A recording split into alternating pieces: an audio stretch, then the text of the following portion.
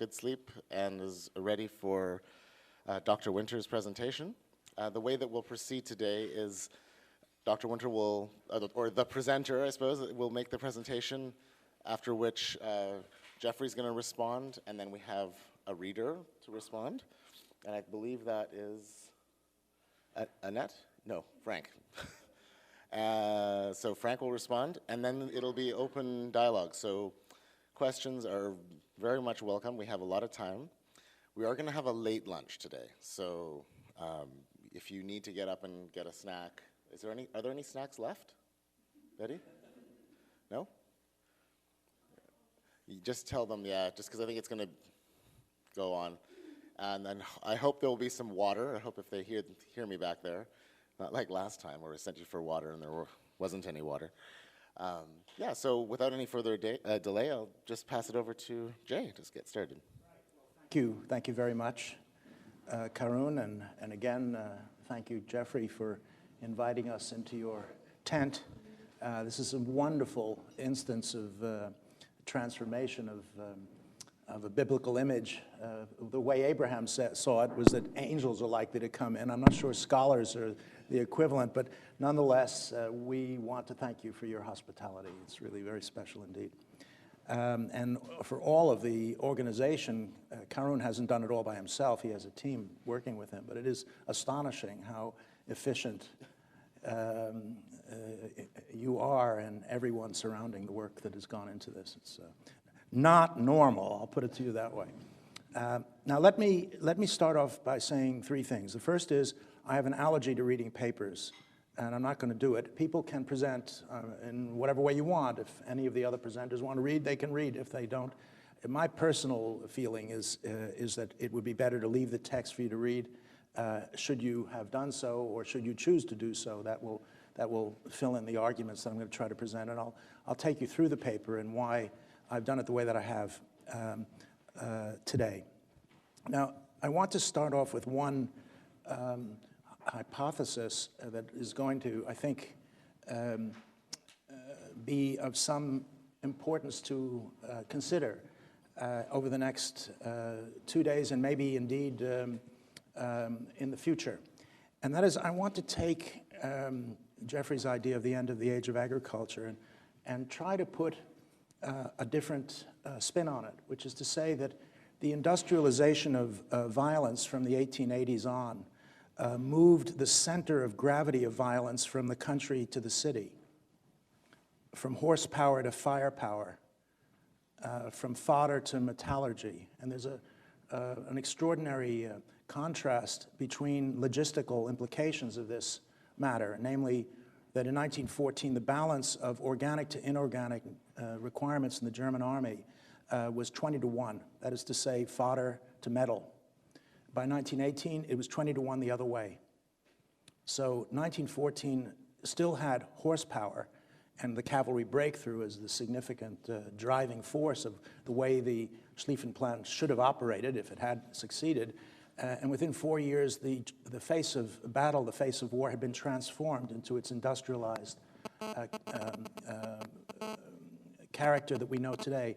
And I want to suggest that the end of the age of agriculture is a process, an unfolding one, but that's where it starts. It starts before the First World War, and the disclosure, the fundamental disclosure, which some artists before 1914 had glimpses of, is this shift, the urbanization of violence is what I would call it, the shift away from the countryside, and therefore the shift away from elites that had been raised in a rural environment to understand war as being led by the cavalry. Haig is one example of that, but there are many others that we can think of. Pershing, the American commander-in-chief, was a cavalryman, and there are other instances that we can look at to find the linkages between the social location of the elites that run war and benefit from it, or think they benefit from it, I'll put it that way. And I think from roughly 1880 on, at the time of the Second Industrial Revolution, and this is why Fritz Haber matters so much, the chemical engineering, metallurgy revolution, there's an urbanization of the war-making capacities of countries. And most army bases and centers of gravity are in the country. That's where they're trained. But it isn't just the bureaucrats that are in the cities now. It's the factories and the enormous depots and the hubs of communication and transportation that make railways, and the iron and the metal that have to go into them, the steel that has to go into them, form the basis of what Ernst Jünger called Installgewittern, the storm of steel. And that strikes me, I saw that embodied in your sculpture yesterday, that metal, those astonishing planes of metal, not only intersecting and being fused together, fuse these two phases of history from one time in which war was basically a matter of the countryside to a moment where war is something that happens not only in cities, but to cities. Ludwig Meidner is an interesting example where we can see explosions happening in the cities. Now, that is social conflict. I'm not saying that it's an international conflict, but there's something powerful, I think, about the period before the First World War, which already sees the transformation of the face of violence into its industrialized self that we know today, with all of the implications that follow from that. So I want to say that my two presentations are based upon an engagement with the interpretation that you've advanced, which I think has many fruitful implications for our future work. Without that industrialization, Einstein was not possible. It's just not possible. The Manhattan Project, think of it for a moment. There's so many different areas in which we can talk about the evolution of these ideas. So I want to put that as the premise. Here's a working hypothesis that industrialization of violence ended what you referred to as the age of agriculture, with enormous implications for scientists, for artists, and for everyone else in between. That's the first point. The second point I want to raise is the notion of the avant-garde as inherently elite. Now, I have in my paper a critique of that position. And the critique of the position is that the Blaue Reiter project was self-consciously idealist in moving away from notions of material life, which I believe, on the basis of the first hypothesis, were driving the societies in which they live towards unprecedentedly violent clashes. And their idealism precluded their appreciation of this. Their push towards a certain announcement of whatever the Geistige means. We'll hear about that from Martin as well.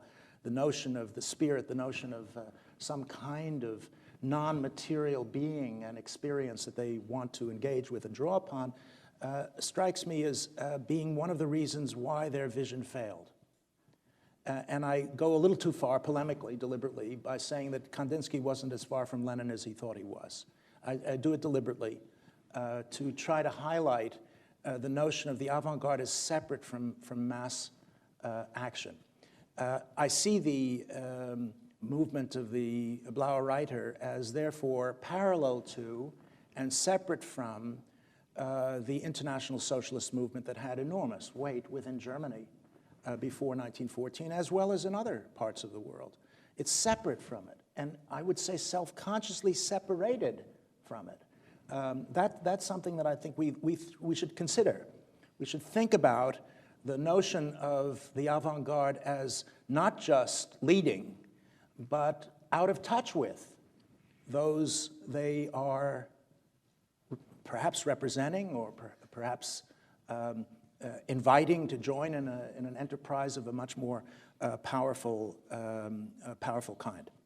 So that's the second fundamental premise of my paper, and I try to work it out through a series of reflections that I published a few years ago in a book called Dreams of Peace and Freedom, on a concept of what I call minor utopias. They're not minor in the sense of trivial, they're minor in the sense of the body count. The major utopias, Cambodia, China, Germany, Russia, we can all add to them, have mountains of corpses as the price to be paid for them. And I try to cite I use the Nobel Prize acceptance speech of Gabriel Garcia Marquez to try to describe a different kind of utopian vision, in which you don't change everything, but you change something fundamental which can lead to peace. That it is a pacifist vision. Minor utopians are those looking for basically a peaceful resolution of the problems and conflicts rather than a violent or radical solution in the way in which the Nazis wanted to get rid of the weeds in the garden of humanity called Jews, or Stalin wanted to get rid of the kulaks, or whoever it would happen to be. So you can look in the paper and see how I try to develop this notion that utopians are people who are very realistic, because what they do is measure the distance. They tell us where we are by telling us where we are not. And that they actually bring to us some very serious points of measurement of the limitations of the world in which they live by moving into a domain of a very different order. And I take Kandinsky and the Blaue Reiter to be minor utopians, to be people who are imagining a world which is clearly not the one of our own. I'm interested to hear what you say, Jeffrey, about the notion of listening to the sounds of the heavens, what that actually means, whether it's metaphoric or somehow symbolic, or possibly even in some respects scientific. This is the reason why I did the paper on spiritualism you'll hear about tomorrow. But the notion of utopian thought in the early 20th century strikes me as all utopian ideas performing the contradictions of the age. Utopians have within their own outlook a series of assumptions that bring down the vision. It's not that they're brought down from outside, they're brought down from inside. And almost all such thinkers who may have our admiration also should have our sympathy, in that they are like the rest of us. None of us can see the shape of our own lives while we live them. And they couldn't see the shape of their own, as it were, failure while they lived them, because we have to appreciate, as brilliant as the Blaue Reiter was, there was only one almanac, and it was not supposed to be that way. It was supposed to be the beginning, the Renaissance, the affirmation of a wave of creativity which suddenly broke over the rocks of the First World War, never to be seen again, in that form, to be sure. So it seems to me that we now have to move on to some thinking about the nature of artistic elites as isolated. And maybe self-imposed isolation is not the only reason. I mean, there's isolation of other kinds. There's the isolation necessary for creativity. There's the separation necessary, and we talked about commodification, to avoid the risks of the descent into the trivial and into the banal. So I'm not making an accusation here. I'm trying to make a descriptive category of the avant-garde as separate from the mass movements of the day. Well, that's the framework of the argument. The inherent, as it were, the instantiations of it are these. The first is, I want to suggest that in studying the Blaue Reiter, we can start off an interrogation that can last right through the 20th century and into our own times about the nature of transnational cultural practices. Now I think the phrase is, I don't know, there may be a newer one, Martin, you can tell me. Now the phrase that most of my students use is cultural transfer. Now it's not influence anymore, it's transfer, because transfer implies osmosis. There are two sides to the membrane, and the giver gets as well as gives. So that there's a notion, and when jazz is played, let's say, there's a wonderful book about Louis Armstrong being sent by the State Department all over the place. It's not just that he gives jazz, he listens to what's going on in Africa or elsewhere where he's sent for obvious diplomatic reasons. So cultural transfer is the phrase that I think we need to talk about. So the first point is we're not dealing with cultural movements that are inherently nationalized yet. The First World War does that. What happens, the Blaue Reiter, in my view, is a perfect instance of a transnational cultural experiment. And what's interesting is that we have to talk about the extent to which the concept of the cosmopolitan is perfectly consistent with the concept of the national. It's not that you have to have one or the other, you have both. And the mixture of the two is what makes it interesting, which brings Annette's paper out when Apollinaire suddenly becomes an idiotic French patriot, if I can be so bold as to say that. It's not that he was no longer transnational, it's just that the balance shifted. And that the way in which he saw his multiple identities, and after all, he wasn't French anyway, to start with, is he had to be super French. he had to be a hyper-French patriot in order to cover the fact that he was, unfortunately, a Slav. It wasn't his fault, but that's the way he had to live it. So the instantiation of this idea is that we should look at transnational cultural practices as inherently unstable because of the parallel and coterminous existence of national identities. So that Kandinsky was Russian and he was transnational, and Mark and Maka were German. And the fact, you know, the one question I've never answered, you may know the answer to this right away, Martin, I have no idea why Paul Klee joined the German army. He could have stayed in Switzerland. Why did he do that? This is just an example of what I have in mind. That we cannot assume that these transnational cultural forms are separate from the national loyalties that the individuals within them also have at one and the same time. That's the first point. The second point is that science and art are not segregated, and that the notion that the scientific is technical and therefore incomprehensible is not shared by the people we're dealing with in this workshop at all. The Blaue Reiter was open to a whole range of ideas which were the common currency of their society. And it seems to me that the excitement of the scientific world before 1914 paralleled the excitement of the artistic world, and that they were known to each other in ways that we can demonstrate. And this brings me to two, what shall I call it, caveats. As I mentioned yesterday, I'm giving this paper as the third or fourth choice. The first choice is getting an honorary degree. The second was my teacher, Fritz Stern, but he couldn't do it. It's too much for him now to do it.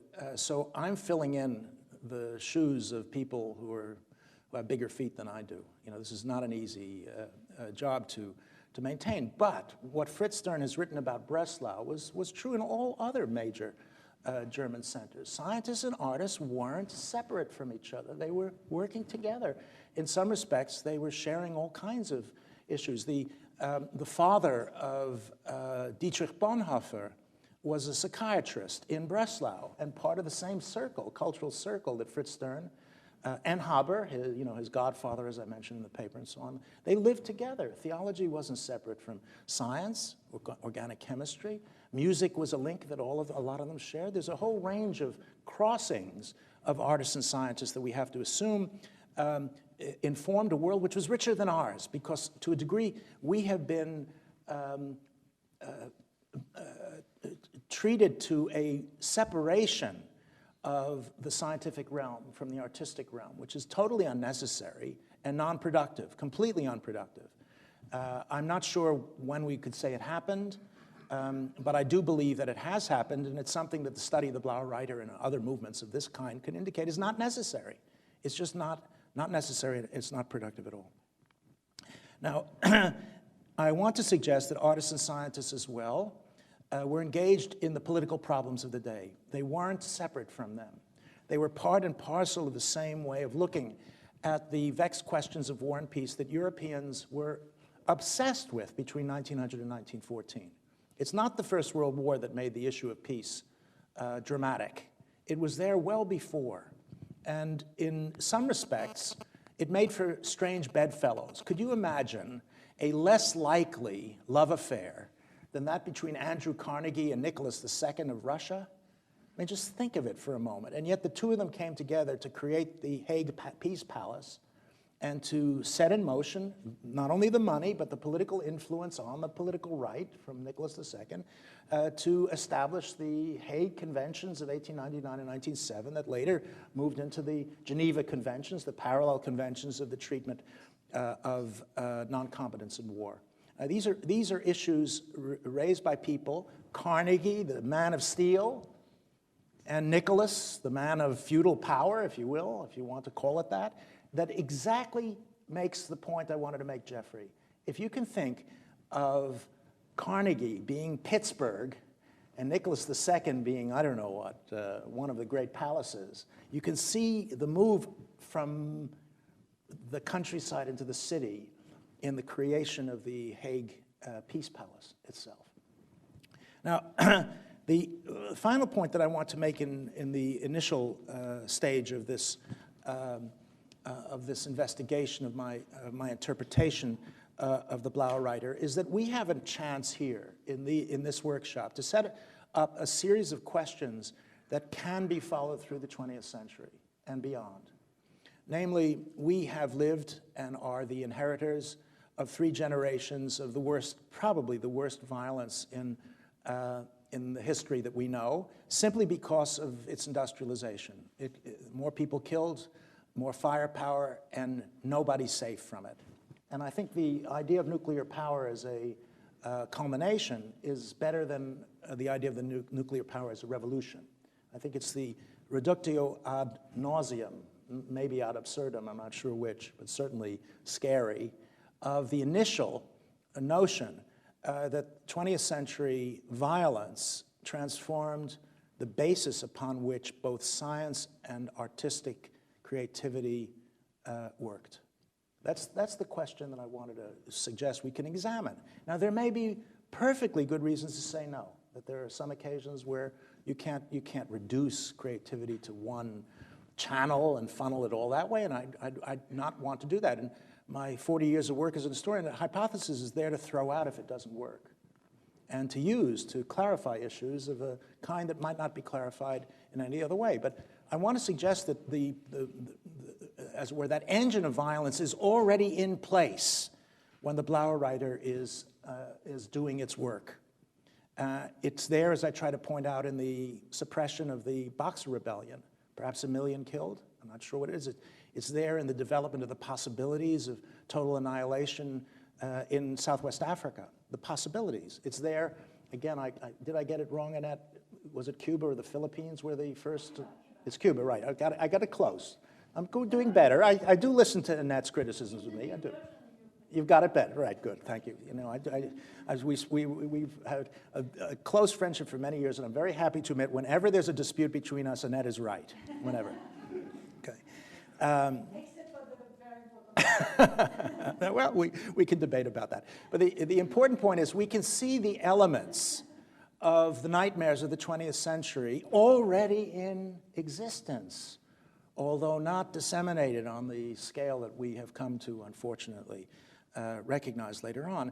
And if we do that, then we can take a look at what's going on with the Blaue Reiter in a different way, in a way that is extraordinary. After all, Munich was the center of one of the big German armies. The Bavarian army was separate. You know, it was a federal state then. It was a federal empire then, and it's a federal state today. But the Bavarian army had its own esprit de corps, its own force, its own form, its own logistics, the whole thing. It was not 1 million miles away. It wasn't. And there were many other things going on in Munich, to be sure. But what I'm saying is that if we take the Blaue Reiter out of this,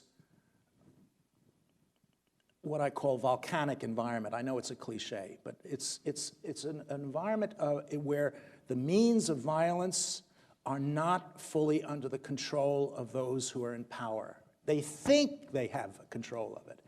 But as soon as they exercise violence in August 1914, they see they don't. And that, as it were, precipitous, highly unstable world is the one in which the Blaue Reiter was operating. And not only the Blaue Reiter, I would suggest. You know, I cite Virginia Woolf there. And I was thinking in terms of our conversation yesterday, Jeffrey, on conscience. What struck me was the wonderful phrase of Portrait of the Artist as a Young Man of James Joyce. What's his purpose as an artist? I want to forge on the smithy of my soul the uncreated conscience of my race, not of myself. And I think and I think he meant Ireland, by the way. I'm never sure with Joyce whether he was making, a joke and playing, sort of making fun of people like me trying to understand what he was saying. But at that particular time, because it is a Bildungsroman, it is about the portrait of the artist as a young man. I think it is and the rest of the surround of the story of the portrait of the artist is Ireland and that which he had to escape.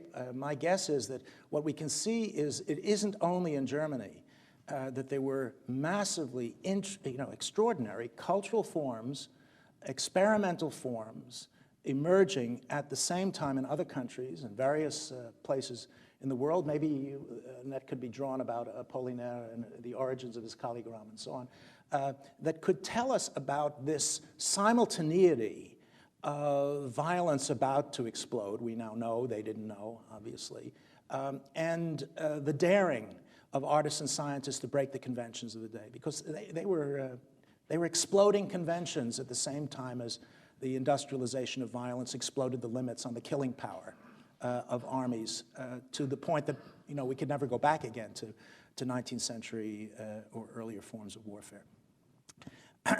So my intention in this paper was to open up a conversation that would enable us not only to think about the Blaue Reiter, but to think about where to go from here and where we might find other instances of the reflection of the configuration of scientists, artists, and the instruments of physical force in 20th century history.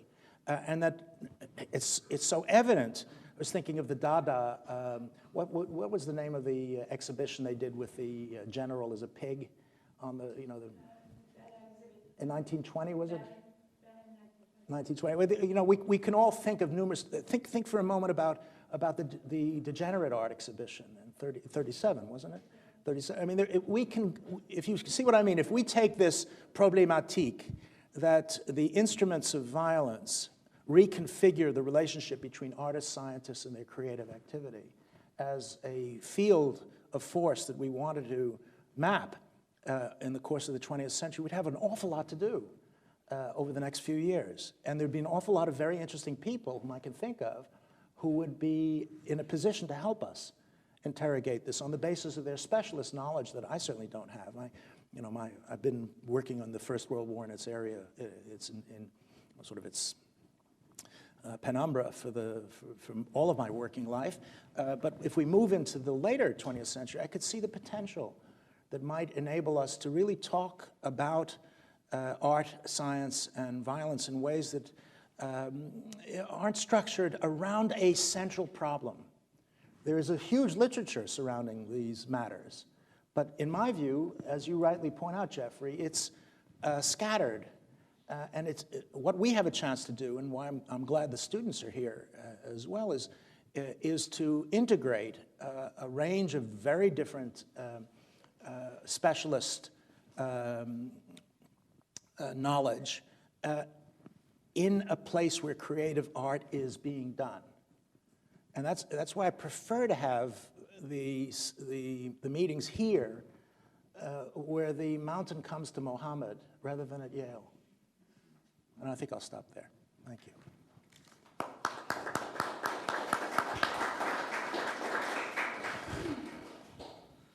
Thank you.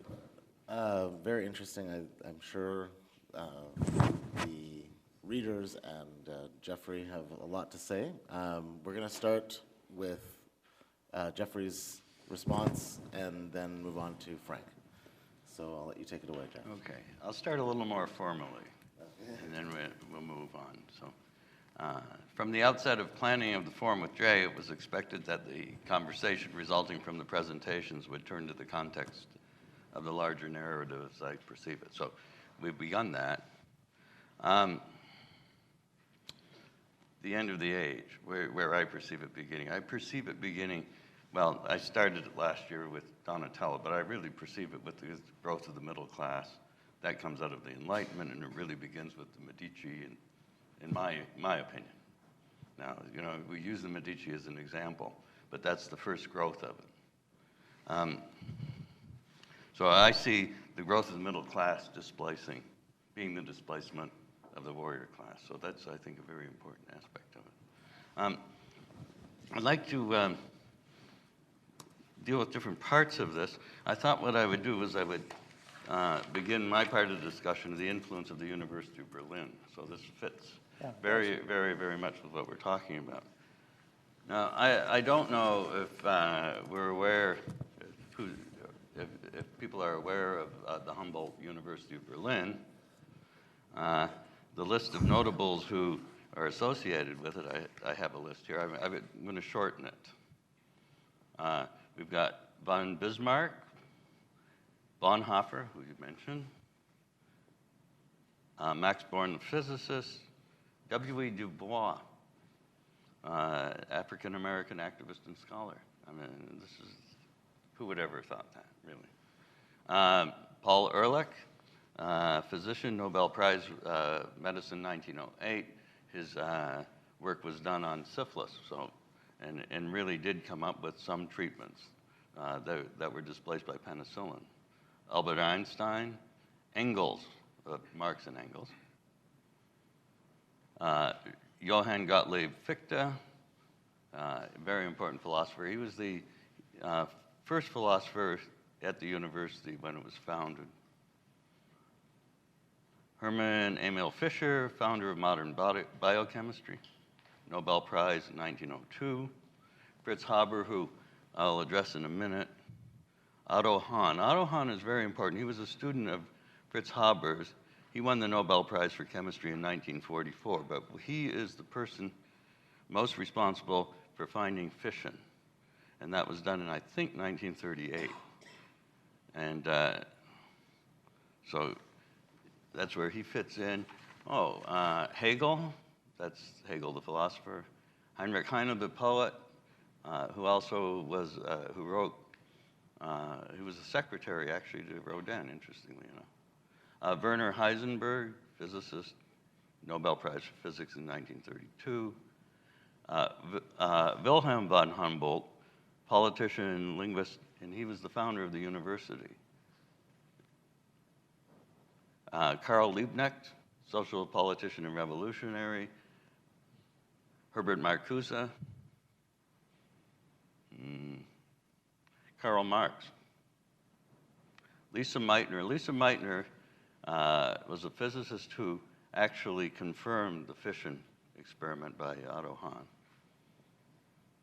Felix Mendelssohn, that's the composer. Max Planck, the physicist.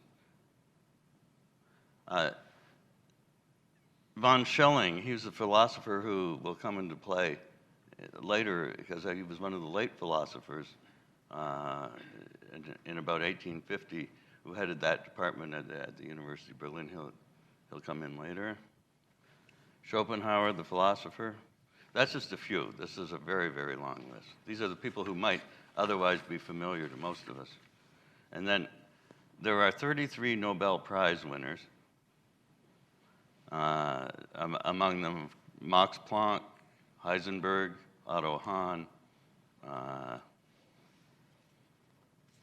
as I said, Einstein, Haber. So that gives you an idea on the power of this place. This place in science was a genuine powerhouse. Now, in trying to keep all of this material together and try to keep this narrative going, I tried to connect Newton to ballistics. So this would have taken this concept of science and technology together into the 17th century. And believe it or not, I have it. And it's from one of your colleagues at Cambridge, 1952. It's a tie-in of ballistics of Galileo and Newton. Now, this is really critical stuff for what we're talking about here in this crossover. His conclusion is whether or not they were aware of their work being used for ballistics. Well, they actually were. But whether or not they had the goal of using it for ballistics wasn't the issue. That it was used for ballistics was. Now, ballistics, we're talking about cannons here. So we're talking about the utilization of science for its destructive power and the conversion of that to destructive power. Why that's important is, will come up later as we move into this thinking.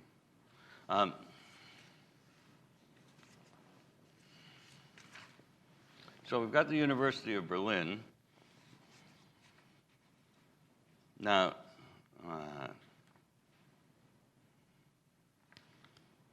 I want to raise the University of Berlin so that we can move this right up to where we are now, and that's my reading of Leotard and his attack on the meta-narrative, so we're going to bring this right up to date, are in conflict. I perceive him to be, like Duchamp, representing resignation stated as defiance. My experience in the art world is that the lasting influence of Duchamp remains indelible and paramount. One question I must ask is, what extant influence does Leotard have on contemporary university culture, and as a result, on the culture as a whole? Now, I'm raising this because of the meta-narrative that Leotard, he's a philosopher, French philosopher, I'll get to that, raises, is about the University of Berlin. So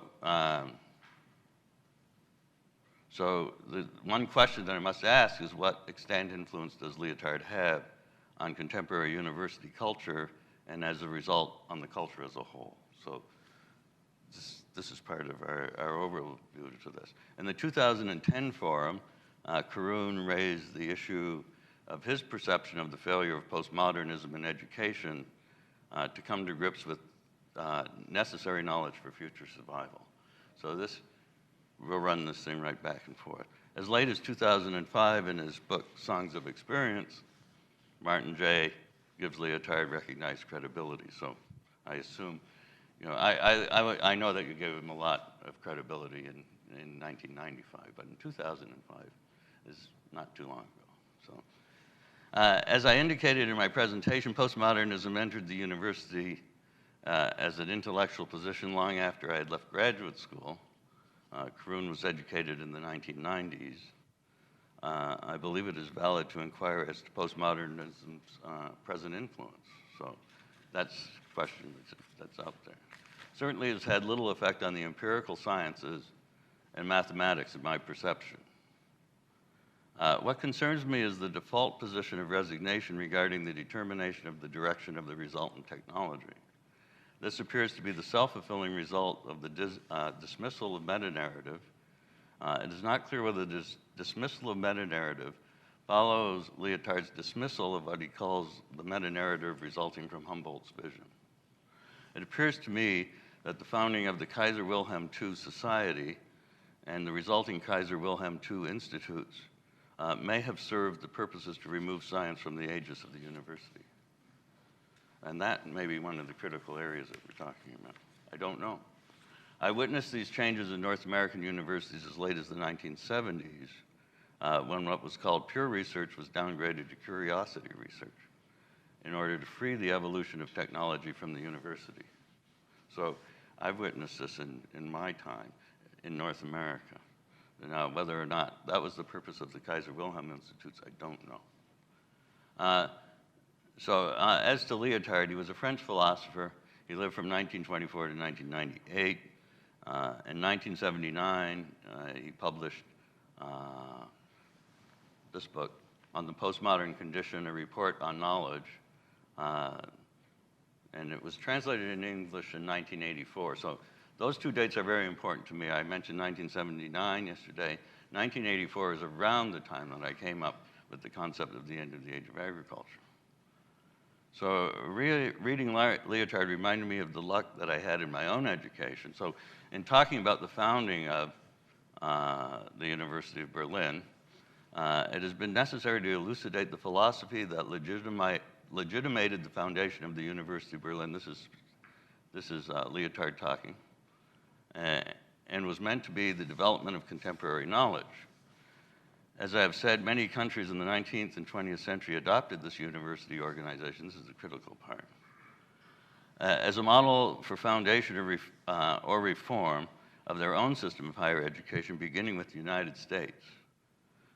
So the university I went to was definitely founded on this basis. But above all, especially in university circles, offers a particularly vivid representation of one solution to the problem of the legitimacy of knowledge. So he's talking about the possible continuation on one side, and on the other, it seems to me that much of what he's saying becomes adopted between the time when this is published and now. So I was lucky to have attended an undergraduate school that had been purposefully created in 1958 with the spirit of knowledge as its centerpiece. By the spirit of knowledge, I mean spirit free of communication, or of commodification. So that's what spirit means to me, is a spirit free of commodification. And it is not clear to me whether Lyotard is negatively critical or wistful about its loss. Perhaps he's both. My exposure to art was a fusion of art and knowledge free of commodification. The commodification of knowledge has since become dangerously close to complete as the underlying force of the information economy. So now this raises this question: what is the state of resistance to this completion? So this is part of that. Haber, because of his wartime initiation of chemical warfare, has become ignominious, even though 2/3 of the people alive in the world today may owe their lives to his contribution of synthetic ammonia. Now, I'm going to read from Václav Smil, and here, because Haber is not exactly a household word, and the reason why is, I think, is his involvement with chemical warfare. So, but this is what's so important, and then I'll show you a strange symmetry from there. So, what has been the most important technical, he asked this question as the introduction to his book, what has been the most important technical invention of the 20th century? Airplanes, nuclear energy, space flight, television, and computers are the most common answers, yet none of these inventions has been as fundamentally important as the industrial synthesis of ammonia from its elements. Lives of the world's 6 billion people might be actually better without Microsoft Windows and 600 TV channels. And neither nuclear reactors nor space shuttles are critical determinants of human well-being, but the single most important change affecting the world's population, its expansion from 1.6 billion people in 1900 to today's 6 billion, would not have been possible without the synthesis of ammonia. And what he's saying is that 2/3 of the people alive today are alive because of this invention. Now that's Haber, and who's heard of him out there? Not very many people. So now I'm going to deal with Einstein next, so we'll get to that. Einstein, who maintained his personal and public humanism, and Einstein was always a hero of mine, so, and especially his humanism, on the other hand, came face to face with the reality that he and his colleagues unleashed. And now, how did he unleash it? This is really critical. In 1939, he wrote a letter to Roosevelt. Now, his colleague Szilard, who was a refugee from Hungary, didn't have that much of a reputation in America. He was known in the physics circle. Einstein was famous by then. So he had the weight to write this letter to Roosevelt. Sir, some recent work by E. Fermi and L. Szilard, which has been communicated to me in manuscript, leads me to expect that the element uranium may be turned into a new important source of energy in the immediate future.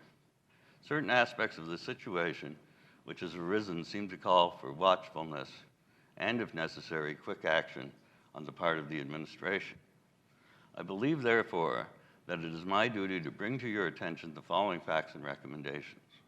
In the course of the last 4 months, it has been made probable through the work of Joliot in France, as well as Fermi and Szilard in America, that it may become possible to set up a nuclear chain reaction in a large mass of uranium, by which vast amounts of power and large quantities of new radium-like elements would be generated. Now, it appears almost certain that this could be achieved in the immediate future. This new phenomenon would also lead to the construction of bombs, and it is conceivable, though much less certain, that extremely powerful bombs of a new type may thus be constructed.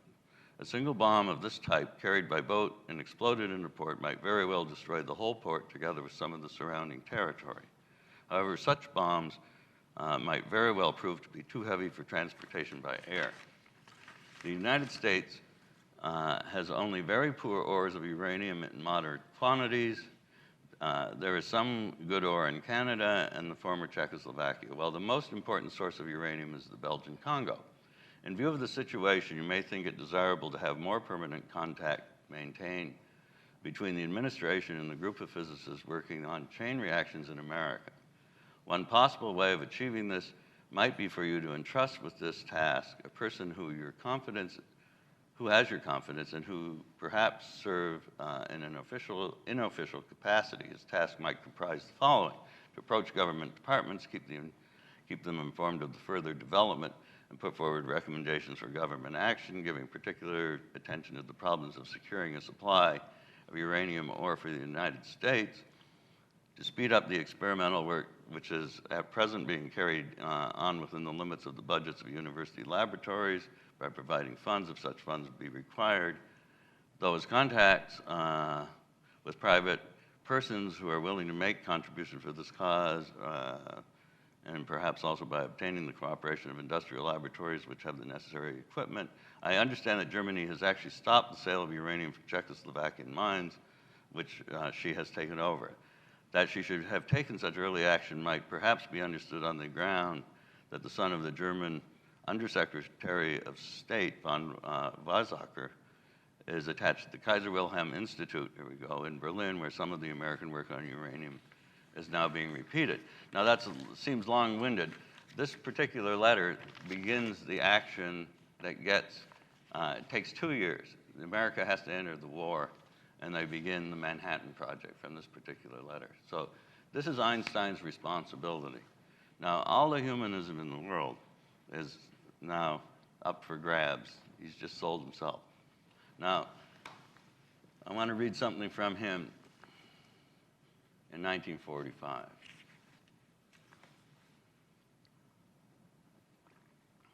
And now we'll see a strange symmetry. So he's speaking, this is from the Atlantic Monthly, Boston, November 1945, and November 1947 is told to Raymond Swing. So this is what Einstein says: "I do not believe that civilization will be wiped out in a war fought with the atomic bomb. Perhaps 2/3 of the people of the earth might be killed, but enough men capable of thinking and enough books would be left to start again and civilization could be restored." That's from the great humanist. That's the 2/3 of people that Haber is responsible for life. This is a very strange set of bookends. Why I bring all of this up is that this brings up the question of conscience and how this particular question is raised among scientists themselves. What I see is that the knowledge of Einstein and every scientist has sits within this book, that every bit of science that's used is going to advance itself into advanced military use. So there's no way of choosing to be a scientist without having gone down that road. That will be the road you will go down. And you have no choice over those issues other than your own choice not to be a scientist. And I don't think anybody has really confronted that issue. I think it's a very important one. And so as a layperson, we may not be aware of what's known within the realm of the science. That's Newton we're talking about. We're talking about the great 17th century scientist and his science being used for weapons use. So this is a road and a path that I think Lyotard is absolutely wrong about. If you break the meta-narrative in the way that he saw the purpose of or the way that Humboldt saw the purpose of the narrative, was there to be an ethical and another type of oversight, that spirit of knowledge over top of science. Now, that's probably the most utopian statement yet. Now, for Lyotard to attack it is one thing. It's another thing for him to wistfully lose it, and I don't know the answer to that. Do you know the answer to that? Which side he was on that one? No, you don't know. It's a really serious question because I need to know, and I'm raising it more to the students than I am to the people at the table, as to what the meaning of the meta-narrative is. Certainly, so I'll go on a little bit on what I have to say here.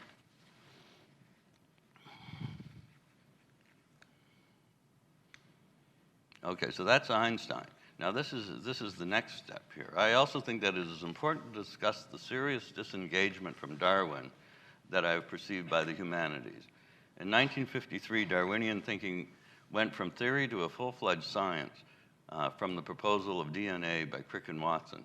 And so I've raised this quietly here but I'm raising it openly now, as to why the humanities have not dealt with the humanistic side of Darwin. It's been ignored, and I think is maybe one of our most serious questions. So I'll just finish what I have to say about it. The roots of this disengagement from Darwin and the roots of specious arguments about Darwinism also need to be raised in the ongoing conversation. This science and the ensuing genetic engineering evolved into one of the most important arguments of human values facing the future. So I'll read that again because I slopped it up. This science and the ensuing genetic engineering have evolved into one of the most important arguments of human values facing the future. The disengagement of non-scientists and the stated abdication by abandonment of the meta-narrative may prove even more destructive than thermonuclear war. So we've isolated ourselves into smaller and smaller narratives, and I think the argument of a much larger narrative has to come back, and I'll go on. I've read that the abandonment of the meta-narrative has led to the abandonment of the concept of significant historical narratives themselves. Now this I don't know, but I've read that. So again, I raise this question for our people. Of course, my proposal of the concept of the end of the age of agriculture presupposes an even larger narrative of 35,000 years of the history of art by artists. But ultimately, it's the origin of species, Darwin's 3.5 billion year history of life on the planet. That's our history. And that is a huge meta-narrative. And the fact that it hasn't been brought to bear while science moves ahead and moves towards possible alterations which we can conceive of probably within the next 50 or 100 years of the human genome itself, seems to me to confront us with an enormous problem. And it seems to me that history itself is the only thing that really can catch up with this. So if history itself has lost the meta-narrative, if there is no meta-narrative to history itself, then how will there be any oversight over the issues? And as an example of the lack of oversight is how fast genetic engineering has gone on in terms of genetically modified food. The last I read is 95% of the soybean crop in the United States is now genetically modified. My daughter says, you don't know how many things are genetically modified. None of this was done with any oversight. That's the problem. It simply was a technology that was taken over. I think Humboldt's purpose was to assure that there would be at least conversations with the scientists over the use and how and the direction of where their technology might go. Now, as the rest of history or the rest of intellectual history begins to abandon meta-narrative, then it abandons the ability to address these issues from the people who themselves need to be able to address it from a non-technical point of view. And this loss is something that I think is something that has come out from the discussions of the end of the age of agriculture. So the commodification of art and the commodification of knowledge and of human life itself is the underlying criticism that I read in Leotard. And it certainly is the one that led to the concept of the end of the age of agriculture. However, by ignoring Darwin, Leotard is highly limited intellectually and therefore chooses to resign rather than fully examine the possibility. And so Leotard, I read as resignation. If that sense of the loss of meta-narrative, whether it's called or is seen from Leotard himself, is endemic within the university system, then that is something that I see as us headlong into disaster. So. Can I try to pick up 2 lines that I think are useful for linking the other papers today? The first is, I think we can put Leotard aside for a moment. The assumption I have is that there are those who share his views and those who simply have gone beyond him into other forms of critical theory. Martin's the world's authority in this. I hesitate to speak more than a sentence or two about it without asking him to tell me the truth. But I think that is simply not any longer an issue. The idea of no meta-narrative, maybe, but there are the kind of question, the problématique that I've raised is a smaller narrative. It's not a meta-narrative. It's not a big one, but it's one we can actually digest. The problem with meta-narratives is they're too big, and I've always been a miniaturist at heart. To start with something small, like the Blaue Reiter is small, well, digestible, that we can see the vast philosophical and artistic and scientific dimensions being played out. And most of the people I know in the academy have engaged and understood some of what Lyotard wants to do and gone on doing the same kind of work that the Max Planck Institutes did, which were engaged in the pursuit of knowledge for national glory, for middle-class glory, too, I would add, as well, as not necessarily for aristocratic glory, and have engaged in the kind of work that we've been doing for generations. It is, in my view, a river that went somewhere else. Most of the people I know don't inhabit Lyotard land. They live elsewhere. And the second point that I'd like to put, Jeffrey, is that it strikes me that the rise of the middle class created the material out of which the warrior class did its work. It's not the end of the age of agriculture, but the financing and optimalization of military power that came out of the middle class. And that in some respects is exactly what the German university system was, that it was a linkage between army, industry, and the state for the purposes of maximizing the power of the German Empire, understood not necessarily as an aristocratic matter, but as a matter of enormous wealth growing out of industry, growing out of banking, growing out of all kinds of areas separate from agriculture. So I see the rise of middle-class power as creating the basis of Eisenhower's military-industrial complex, but in Germany a century before he actually got the phrase out there. Hence, middle-class growth is the growth of a warrior class, which had the hubris in 1910 to 14 of thinking that they could actually readjust the balance of power between states by going to war to the benefit of their own society or other societies. And they got it absolutely wrong. It's the arrogance of knowledge, which they think they can control, which, as you point out, the ballistics argument obviously is there a lot earlier, which we're looking at in the period 1910 to 1920, something like that. There is a story here to tell, which is not a meta-narrative, but it's a narrative where most academics whom I know still play the narrative, if not the meta-narrative game. It's not about progress, but it's about destruction. It's about the tearing apart of societies, not the building up of societies. Hence, others may have different views. I hope you do, but I'm more optimistic than you are about the retention of the integrity of the humanities in addressing these issues, not necessarily in changing the way in which genetically modified foods operates, but the interrogation that the papers that have been submitted to this conference and comments that have been made already provide, those interrogations are entirely within the Enlightenment tradition. Entirely. Without, I don't know if anyone would care to disagree, but many of your inquiries, many of your questions have force, but outside of the work that we're doing. I'm not dismissing them for a moment, but I'm saying we still are playing within a certain Enlightenment tradition that has, I think, the same sense of values between morality and conscience that you have talked about yesterday. I'm a little more optimistic than you are about the utility of the meeting that we're having here and the meetings that we might have here to frame questions in a way that we can actually advance, and not in the Lyotard direction.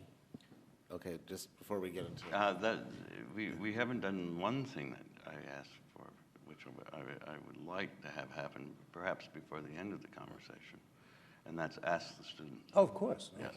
That isn't a choice, it's a necessity. I did want to just... They would insist. I want to just ask if, since this is sort of a creative experiment here, if we do a few questions just to clear up some, I didn't realize we were going to be asking so many questions in the comments, in the readers' comments, so if we could do some very brief questions, get some of those out of the way, then we'll go to Frank, because we're actually a little bit ahead of schedule. Right? So if, with the permission of you, Jake, it's your...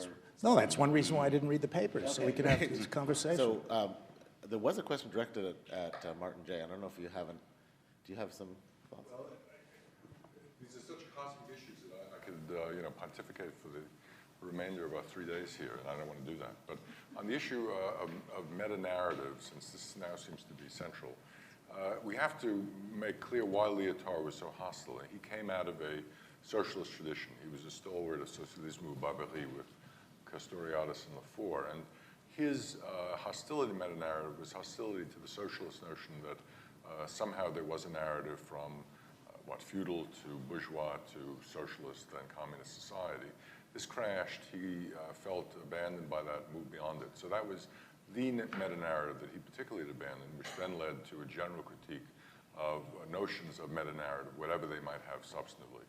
And I think there was a lot of positive energy that was unleashed by that, because we recognized, first of all, that it was a question of who was telling the narrative. The narratives simply weren't there, they were narrated. And second, who was the protagonist? Was there a subject, in the way it might be a hero of a novel? And we discovered that this was always a particular subject claiming to be universal. So whether it's an aesthetic subject claiming to represent the avant-garde of art tout court, or a political subject pretending to represent the emancipation of humankind, or the subject of knowledge representing somehow the closer approximation of the truth, there was always some sense of a privileged subject. And feminism and the subaltern studies versions of a kind of different subject made it very difficult to have any confidence that we could ever locate that single figure who was the protagonist, or the group who was the protagonist.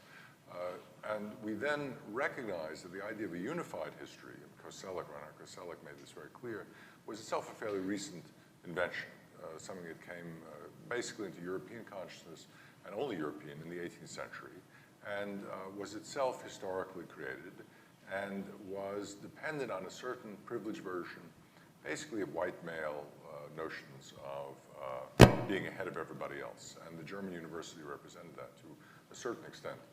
Now, there might have been a swing of the pendulum too far in the other direction, but in the history of art, just to stick with the Blaue Reiter and some of the more specific issues, that version of aesthetic modernism, moving towards abstraction, moving towards purity, moving towards disentanglement from mimesis or disentanglement from didacticism, the kind of Clement Greenberg story, was one that was challenged by, let's say, several alternatives, but the Duchampian alternative being one of them, which went in a very different direction from the Greenberg story of purification of media and so forth. So what we have now are a very interesting, I would say, contest of different narratives. I mean, it's not a question of meta or none, but rather different competing narratives. And Lyotard himself argued that there ought to be lots of little narratives. And so we're now much more aware of who is speaking, who is allegedly the hero of the narrative, how the narrative is imploded. I mean, Hayden White's wonderful work, contentious as it may be, on the idea of meta-history always having specific tropological investments, tragic, comic, satirical, ironic, romance, whatever. It alerted us to the fact that no narrative is innocent. All narratives have a kind of literary quality, even if they're supposedly historical. So with all of that reflexivity about meta-narrative, when we tell a story of someone like Kandinsky or the Blaue Reiter in general, seeing themselves as the cutting edge of a singular linear history, we now have an ironic distance from that, even though we may recognize that it's not chaos or relativism or going nowhere or having absolutely total contingency. So it's an interesting, I think, post-meta-narrative moment, which has learned from Lyotard, even though I have many quarrels with aspects of his work, but I would just sort of stop there. Thank you. Annette, did you? Oh, sorry. I'd like to more comment than question to. Oh, is it? Hold on, Annette. Oh, sorry. It's more a comment than a question about what Jay, you said about The Hague and the Still, Carnegie, and the Tsar, and all the other political avant-garde and intellectual and scientific avant-garde being there to speak about war and peace and about people who did not care about it at all.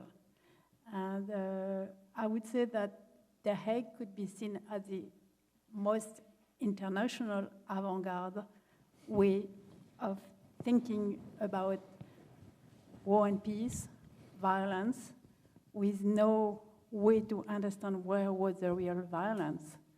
And it's an irony that the Tsar was killed in a revolution where the mass, which were not the avant-garde, did have much more violence than you could imagine, even during the First World War. And this contradiction between the avant-garde in art and politics could be embodied by Kandinsky, who thought that he could be part of the artistic of the revolution as a Slav. So you go back to his nationality. He was a good Russian, after all, and could not stay in Germany because he was a good Russian, so he was an enemy alien, and he could be put in a camp, invented in Cuba, but very well put during the First World War. And he did not finish in a camp in Germany, but he could finish in a camp in Soviet Union, so he had to leave again. So you have all this contradiction in avant-garde, producing a new violence where the masses first don't seem to have any place and finally are winning the day. Because you asked a question of the students, I will go to this.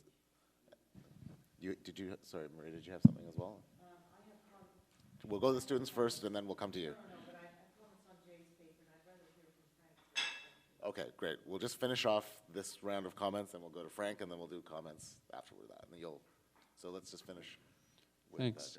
John. This is sort of building on some of the ideas just raised about kind of maybe contradictions or unexpected consequences of certain kinds of avant-gardes. I just would like to push Jay on in two directions on the idea of the minor utopian, which I think is sort of very appropriate for understanding what's going on here in general. One is something I'm very positive about, but I wonder if you agree with my way of reading the category minor utopian. This idea that the minor utopian reflects the conditions of their age by accentuating what their age is not. The minor utopian sort of is a historical bellwether. I just want to push that a bit further and say that it seems to me a lot of the evidence you present in your paper, and some of what I think we'll see later this afternoon, shows us minor utopians as sort of philosophers of history. That when we study minor utopians, what we're looking at is studying people who are kind of doing philosophy of history in real time. And the strength of the category then, especially for historians, is that when we study these folks, we're kind of studying historical consciousness itself as it's forming in a very self-conscious, self-aware way. I actually think this is a way of maybe protecting ourselves from the dangers of subjectless meta-narratives.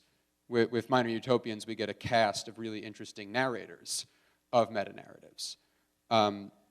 So sort of first is what you think about that, and if somehow agree, I think that this is very exciting. And then the second question is a worry, maybe about the category of the minor versus the major utopian. The definition of the major utopians produce corpses, mounds of corpses, and the minor utopian don't,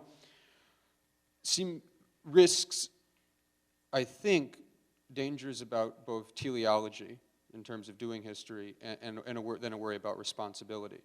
And what I mean is that, first, the major utopian, that definition, it seems to me, and I'm sure I know it's a short definition, I'm sure there's much more expansive things to say, but the worry I have is that it takes the major utopian as ineluctably successful. You know, when Hitler is writing Mein Kampf, he doesn't have his mound of corpses yet. And so the question of how you get to the mound of corpses is I think, very important, we don't want to lose sight of.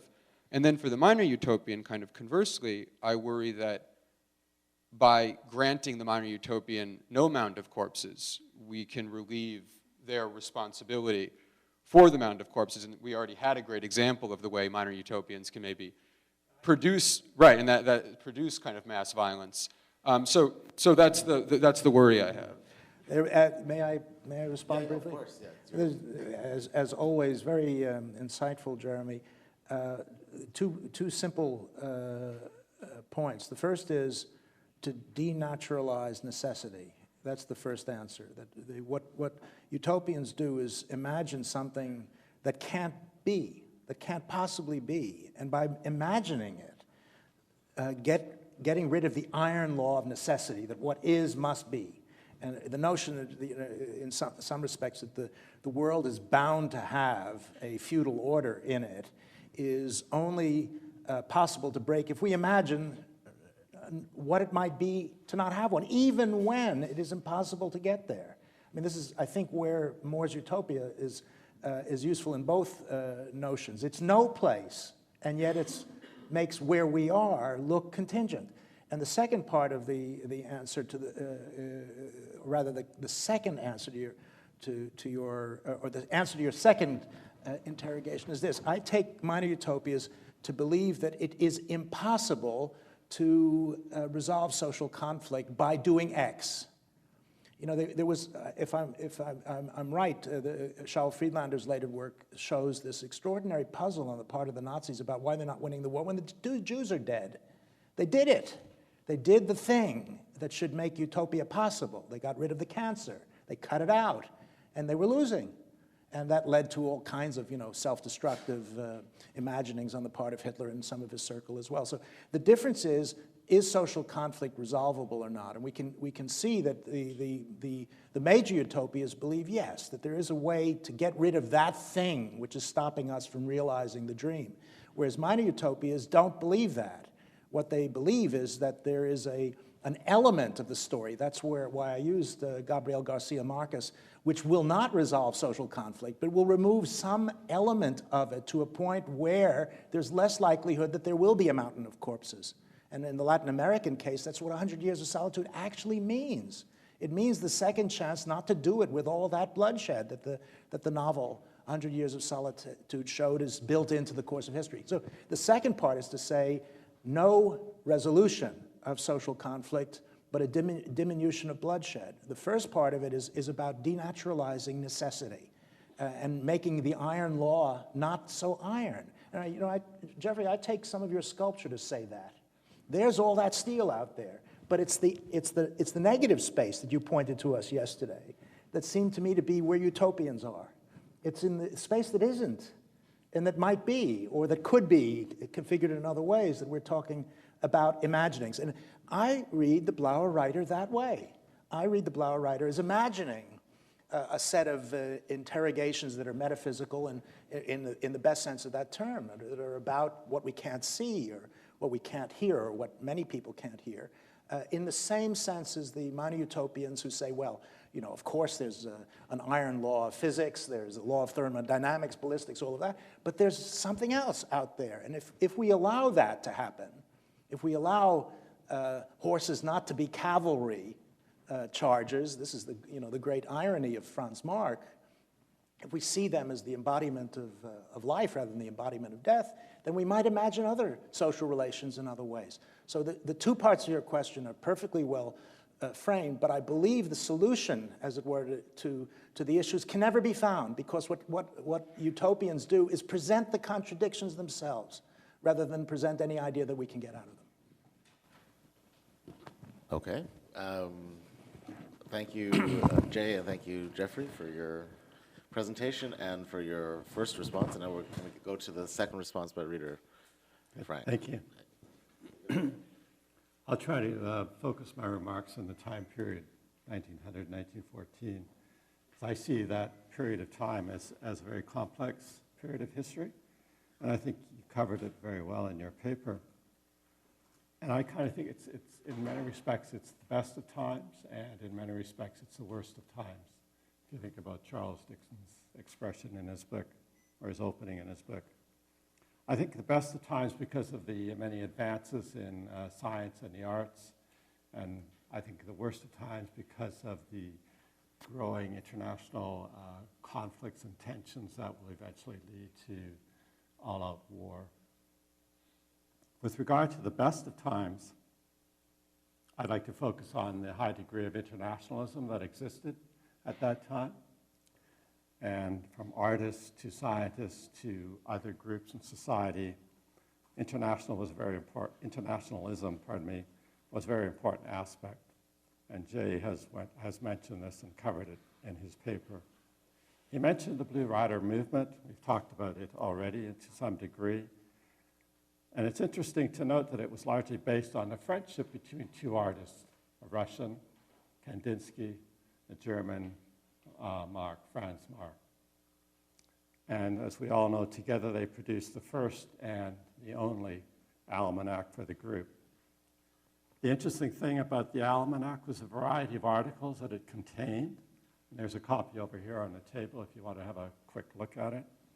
A variety of articles that it contained by a variety of artists from a variety of countries. And to me, that suggests thoughtful international artistic work at its best. We'll hear much about Kandinsky in this symposium, but I'd like to just highlight a couple of points to perhaps add to the discussion here. Like Marc, just prior to the First World War, he painted several apocalyptic works, suggesting a coming disaster that would change individuals and society. Portions of his compositions, I looked at 4 of them, numbers 4 through 7, dealt with the destruction, death, and resurrection. And I asked myself the question, was he foretelling the chaos and the destruction that the First World War would bring? Or was he suggesting some sort of cleansing of society that was necessary in order to produce a better, a more wholesome, or as they sometimes said, a purer society? I'm not sure which of those aspects he was dealing with. Was he aware of the increasing tension between the major powers, or was he reflecting his own beliefs? With regard to Franz Marc, I was particularly impressed by his painting, The Unfortunate Land of Tyrol, which depicts the destruction caused by the Balkan Wars. It contains several important Marc features, I think, which means it includes animals, it includes vibrant colors, it includes a sense of hope for the future. And you can see all those in that painting if you look at it. The horses in the painting look emaciated, they look not well cared for, probably caused by the lack of attention they got during the war or abuse during the war. Interesting, people for Marc lacked piety, and he said, they never touched my true spirit or my true feelings, which I found an interesting expression. He felt closer association with animals because of their virginal sense of life. I also have this image, I'm not sure if I'm right or wrong, but I have this image of Marc as a very gentle man, a very interesting character who would, I think, feel very comfortable and at home in surroundings like this here. The emotions that he put in his paintings were the result of his interest in perhaps one of the first modern-day back to the land movements. I sometimes think about the early hippie movement. Some artists, Marc among them, joined the movement because they believed that it would rejuvenate a society which, again, they believed was becoming increasingly secular and materialistic. And Jay, I think you alluded to that.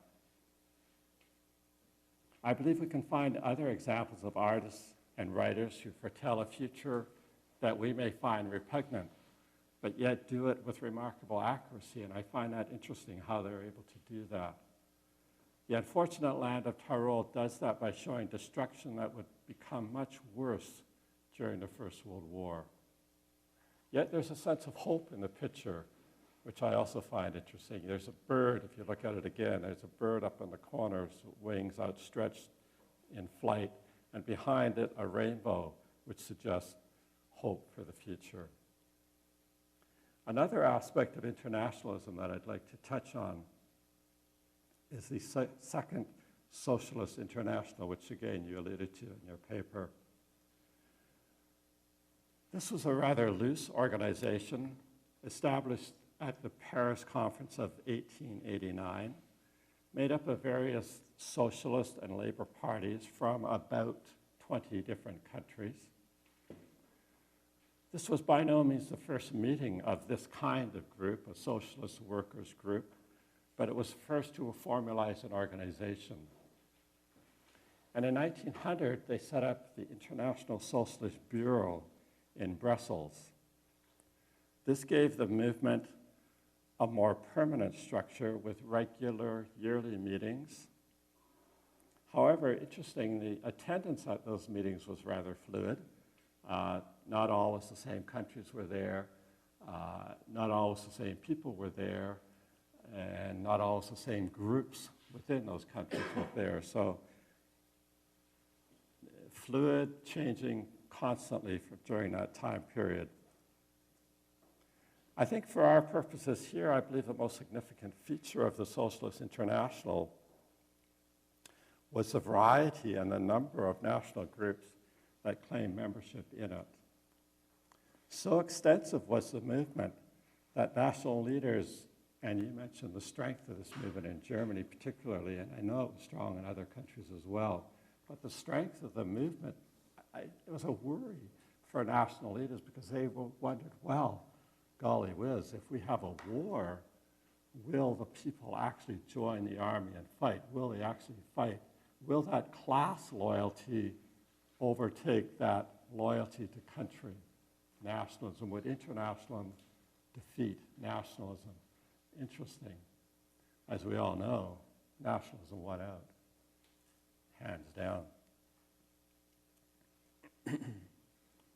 The final aspect of internationalism I'd like to touch on is the two Hague Conventions that Jay also mentioned. The meetings were attempts to create laws for war that would bind the signatory powers. The convention covered items like how do you open hostilities? How do you start a war? I rather like a story I heard once about the Japanese attack on the Russian fleet at, I think it was Darwin. It was in southern part of, I believe, what is now China or Korea, in that peninsula area there. Someone else will know the name, I'm sure. At any rate, there's a famous comment that this messenger came running into the room where the Russian admirals and such were having their dinner, and it was a very opulent meal with beautiful silver and china and all the beautiful things that you would normally have at a very wonderful dinner. And this man rushes in and says, sir, the Japanese are at the harbor. They're going to attack. And the general, or the admiral says, it's all right. They haven't declared war yet. They won't attack. Well, they attacked the next day, much to the surprise of the Russians. At any rate, the convention covered how do you open hostilities. It also covered the laws and customs of war on land, on sea. Talked about the use of expanding and flattening bullets. I'm not sure about how that works. That as they enter the human body, talked about to outlaw those things.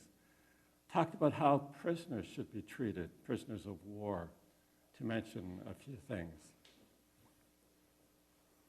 The common denominator of all these examples of internationalism is that they were, of course, adversely affected by the First World War. Franz Mack joined the German army, as we know, died at Verdun, sadly, 2 years later. Kandinsky returned to Russia, thus ending the Blue Reiter movement.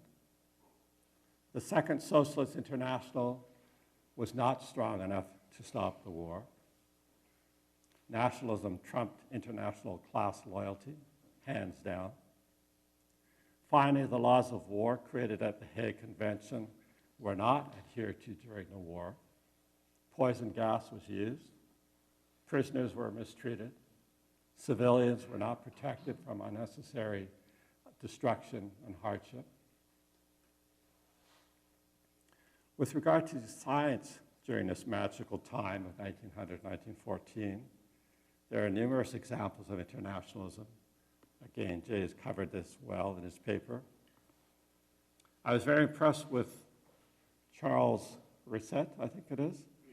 Richet, French scientist, diplomat, proponent of arbitration to settle disputes between countries, and a researcher on parapsychology. Almost sounds like a 20th century Renaissance man. Like Kandinsky, I'm sure he'll come up again in our discussions over the next few days. I'd like to now shift considerably to look at some of the issues that made that period of time, 1900, 1914, the worst of times. And I'd like to focus mainly on some of the international crises that enhanced and created a climate between various European countries that will eventually make war inevitable. Jay Winters made the point that scientists were men of their times and would have been aware of the critical events that were happening, that were shaping their times. They were internationalists, but they were also subject to the pressures of national pride and all that's associated with it. So as these events were unfolding, scientists, as well as artists, writers, and socialists and leftist leading individuals, includes a large group, were faced with a choice. Do I honor my beliefs or do I honor my country? And as we have already noted, most of them chose to honor their country. Prior to 1914, Britain was the greatest imperialist power with the most extensive empire. I'm sure you've all heard the expression, the sun never set on the British Empire as you go around the world. Because of her empire, Britain felt she needed to build the largest navy in the world, and also believed that she could maintain a policy of splendid isolationism from Europe, from the continent. Britain appeared comfortable in her position until the beginning of the 20th century. France was the second largest imperialist power, and Britain and France were historical enemies, having fought many, many wars over the centuries. However, as the 20th century began, a fairly young, upstart country, Germany, appeared to challenge the established order in Europe, causing concern for both Britain and France.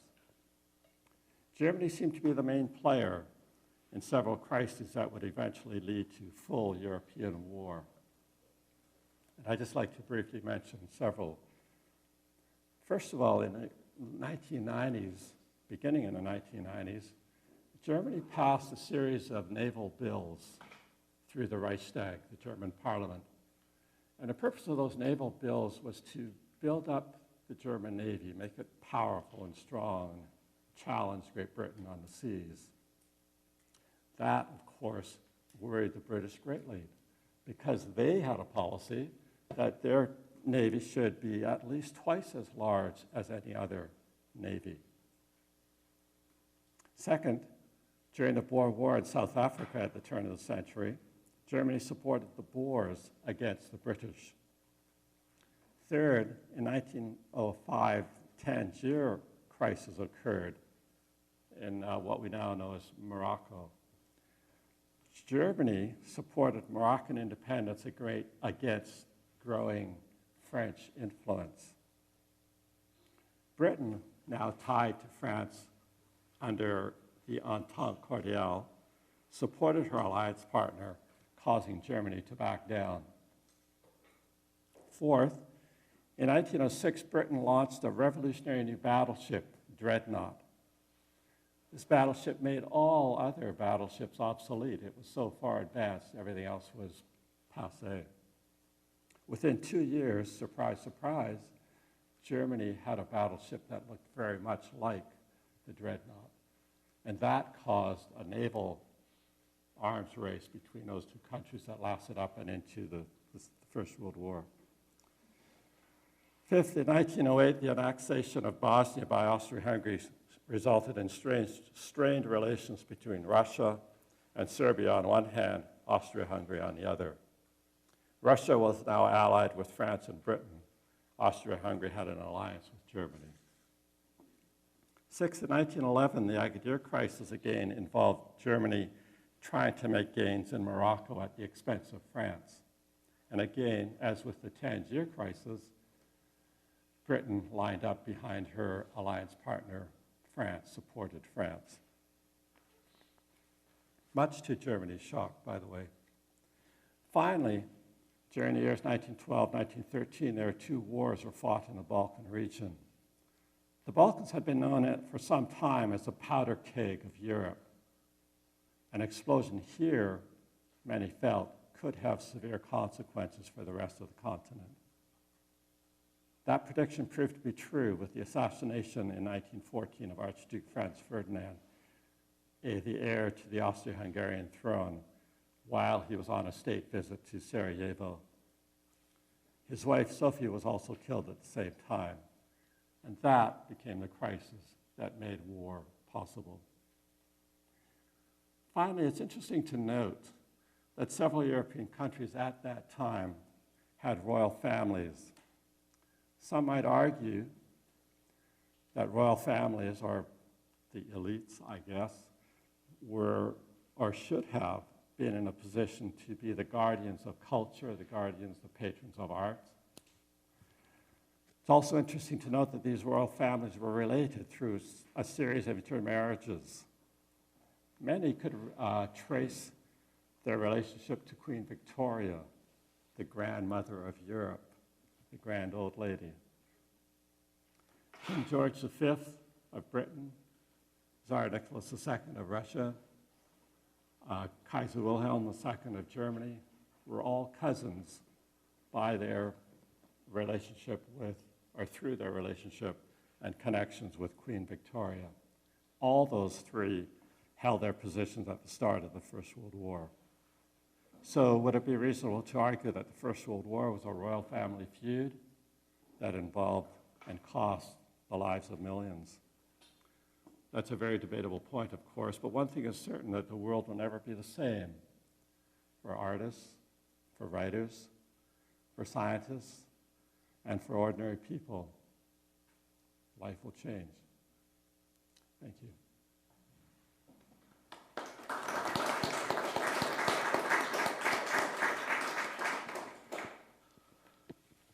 I just want to make a couple of observations about Jay's paper and about the Blaue Reiter, if we're going to speak German, put it in context. I think we're just beginning to exaggerate.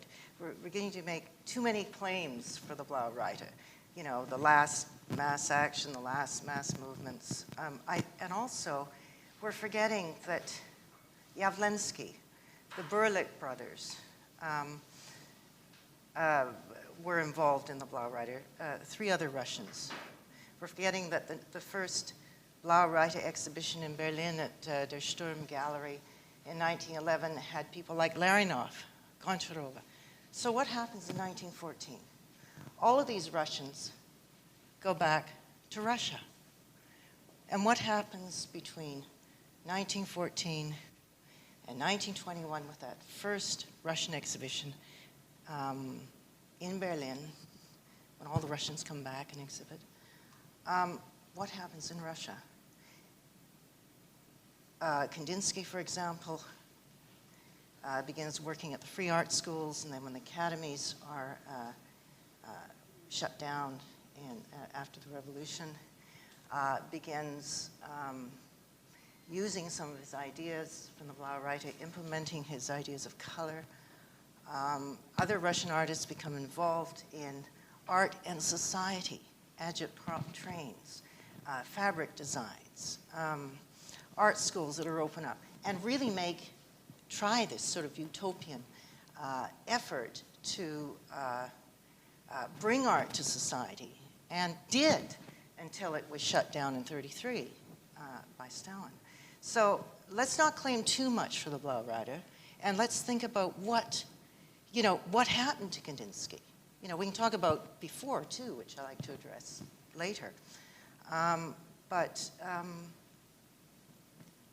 These ideas didn't just stop there. They went on. And the Russians are often forgotten in the whole narrative of Western art history, if you look at it. And it's amazing, because when you look at what is going on, we're saying, oh, Kandinsky's the first non-objective painter. Well, it's not true. It was Larionov, who in 1911 produced the first non-objective, without any reference to nature at all, non-objective painting. So these are just my comments on just the general caution of, it's great to focus on one movement, but let's have a little bit of elasticity here, and not make too many claims like, the end of mass action, the end of mass movements. That, as an historian, I tend to look at things in a broader light. But maybe the students have a comment on that if they know anything about that period. Sure. I do want to hold to my promise of putting the students on the spot. And then James wanted to jump in, and then I've got you on the list. So if they don't have anything to say, you're up. But we'll go to the students and see if anybody wants to wade in. Yes, we have one brave soul. Okay. Yep. Well, this doesn't necessarily follow exactly from what you're saying, and there's obviously a lot of ways that I started thinking about what everyone was saying. But one of the things that struck me was in your paper, Professor Winter, about the way we can't separate these scientists or artists from the political pressures that were also a part of things. And one of the things that you've talked about a lot, and I think is kind of integral to the whole World War I scene, is the idea of honor. And obviously, you talk about the kind of the shift from the landed elite and the cavalry kind of falling to the wayside almost, in a period of 4 years. And something I associate very strongly with them is that idea of honor, and it just seems to me a huge part of Western European society heading into the war, that with the fall of kind of the cavalry and everything like that is kind of equally as blown to pieces, maybe in a way that they didn't realize. And I feel as if a little bit those nationalist ties are being trivialized a little bit, but I just wonder maybe what any of you think, or particularly Mr. Rubinoff, about kind of the universality of the conception of honor, as well as being equally as important maybe to this, the way I understand it, kind of the truth that these scientists and artists were all pushing at, and how, that clearly has turned in some ways to commodification, but what influence and what significance and what legitimacy you had to see in honor at that point for the artists that were kind of framing these choices between, this truth and this art and country, but I feel like there's a greater kind of ideological pressure there, and I just was wondering kind of what you saw that as playing a role, first of all, in kind of how the Blaue Reiter fell to the wayside, and then second of all, how that kind of plays out after the war, if that made sense. Okay. Do any of both of you have any quick responses to that? I like the question a lot. It's an important one because it deals, again, with what I take to be social codes of conscience rather than individual ones. The notion of honor being a form of comportment of dignity has a social dimension built into it. And we don't have to go into German military dueling, which Uta Freyver dealt with too far to see it. What I find important in dealing with the Blaue Reiter, dealing with, I think, with what Maria's saying, is it's astonishingly a story of a friendship. and that's killed. Whatever happens elsewhere, Kandinsky decides not to go on because the friendship is dead. And the notionship of the collective being of importance is obviously carried on in Russian art in all kinds of ways. Chagall does it, and in the theater, the Jewish theater, and so on. In Russia, there are many other instances, but there's something here, I think, that is important to deal with the work of artists as a collective, which I think we need to investigate, since it's not the only way to do art, obviously, but it is something they chose to do and to emphasize in important ways, and that's carried on. I agree with you. I agree with it, but it's not carried on as they had started it. It's, as always, it's mutated. It's turned into a direction that they couldn't possibly have anticipated. But the honor that I think Kandinsky is talking about is just, this is page 16 of my paper. Every man who steeps himself in the spiritual possibilities of his art is a valuable helper in the building of the spiritual pyramid which will someday reach to heaven. Every man who steeps. This is a collective effort. One person can't do it. It has to be done collectively, and that's why I think the Blaue Reiter really has a unique significance at its time, which becomes fragmented and pushed into multiple directions that we have to follow, to be sure. But the originality of the experiment is something that I'd like to emphasize.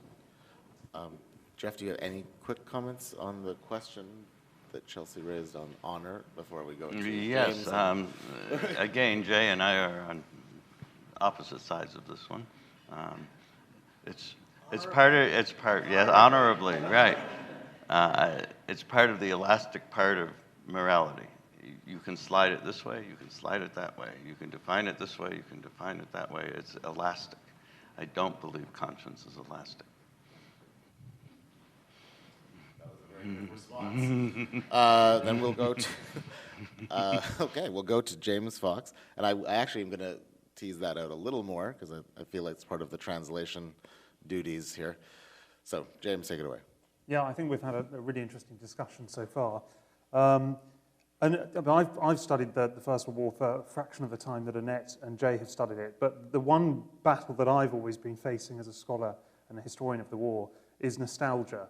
And that is this view that before 1914 everything was wonderful, and that destroyed everything. And I think that the nostalgia is most intense and developed when it comes to art, and that's viewing this 1900 to 1914 period as this belle epoque of great aesthetic invention that is brought to a staggering and catastrophic close in 1914. And we use Kandinsky and the Blaue Reiter as part of that. They're embodying this utopian, pacifist, internationalist, supranationalist, whatever word we use, transnational movement that is ended by its ultimate adversary, the war. And I don't think that's the case. I mean, I think maybe for Kandinsky it was. But the avant-garde was very much part of that culture that led to the war. And that's, the avant-garde as a term derives from military origins. And just looking back at the images that Jeffrey showed us yesterday, you look at the great French work of the 1880s, 1890s and through. This is a return to a sort of French national tradition, of French classicism. You look at Robert Delaunay's celebration of the Eiffel Tower and Blériot. This is a celebration of French technological power. You look at futurism, which is quite explicitly a sort of imperial propaganda in a way. And of course, although we can see Kandinsky and the Blaue Reiter as this wonderful international moment, you move across to Die Brücke, which Jeffrey mentioned, and this was very much a movement that was about creating and inscribing a kind of German modern art, looking back to German folk art, going to the German countryside, the free body movement, all those other kinds of things. So I think that the avant-garde was part of that culture that led to the war. And that leads me to, I suppose, a provocative claim, not necessarily an original one, and that is that the war didn't end the modernist project. In some ways, it was the modernist project, and that it didn't stop this great flow of great modernist masterpiece. It was the ultimate modernist masterpiece. It was the modernist Gesamtkunstwerk that broke up time and space, conventional ideas of time and space, just as dramatically as scientists did and just as dramatically as artists had done. And it did it with new technology, and all the artists and the scientists were brought in to fight it. And then I mean, Jay mentioned utopia, but if you take the very specific literal translation of utopia, the no place, what is more utopian than no man's land? So I wonder whether we can start to fuse these two things together, and rather than seeing this great modernist moment as an enemy of war, seeing them as very much muddily, dangerously, violently implicated in one another. It's a very, very useful way to go, but it's too rational for me to accept. That is to say, the problem with war is that it takes over a field of force that people think, like modernists, that they're framing. To say that the First World War is the modernist project is to underestimate the power of chaos, to simply upend, bouleversement is the exact word of it, anybody's notion of what in the world they thought they were doing, including Franz Marc, or any of those others who joined the German army, or the British army, or any other army for that matter. So in some ways, you're a perfect Enlightenment figure, providing a rationalist's continuation of the modernist project through an experiment which simply defeated those whose imaginations were too small to control it.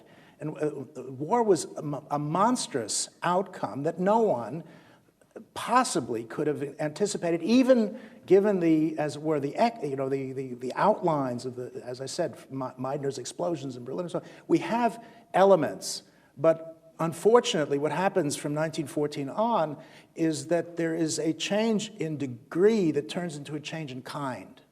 And war, in my view, is not the modernist project, it's the nihilist project.